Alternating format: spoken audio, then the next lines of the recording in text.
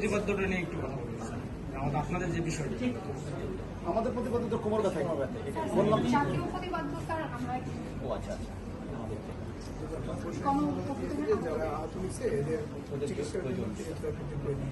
ও এটা current issue, এটা আমাদের ডেফিনেটলি আমরা এটা নিয়ে আপনি যেটা বলতে চাচ্ছেন সেটা হলো যে আমাদের এখন যেটা আমাদের বার্নিং ইস্যু, আমাদের এই যে ছাত্র জনতার আন্দোলনে যারা আহত হয়েছেন, এখানে আমাদেরকে 785 জন রোগী আমাদের এই হাসপাতাল থেকে চিকিৎসা নিয়েছিলেন।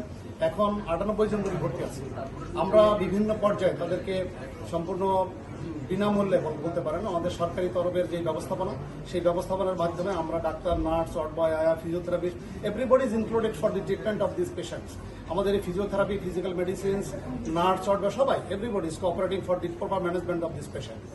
এখন যেটা লাগবে সেটা হলো তাদের ডেফিনিটিভ ট্রিটমেন্টটা হয়তো আমরা করে দিব, কিন্তু বিভিন্ন জনের কারো অঙ্গহানি হয়েছে, তার প্রতিস্থাপন লাগবে, লিঙ্গ প্রতিস্থাপন লাগবে। কারো হয়তো জয়েন্টে প্রবলেম হচ্ছে, তার স্টিফনেস ডেভেলপ করলে সেখানে ফিজিওথেরাপির রোল আছে। কারো মাসেল বিল্ড আপ করতে হবে। এখন আসলে পুনর্বাসন প্রক্রিয়া নিয়ে তাদের কাজ করতে হবে। সেই পুনর্বাসন প্রক্রিয়ার সাথে জড়িত আমাদের ফিজিওথেরাপিস্টরা। সেটা নিয়ে গতকালকে আমরা বিভিন্ন মিটিং করেছি। আমাদের সিআরপির প্রতিনিধি ছিল, বিদেশে বিভিন্ন জায়গা ব্র্যাকের প্রতিনিধি ছিলেন, আমাদের ইনস্টিটিউশনের প্রতিনিধি ছিলেন। আমরা সবাই মিলে আমরা একটা কর্ম পরিকল্পনা ঠিক করেছি।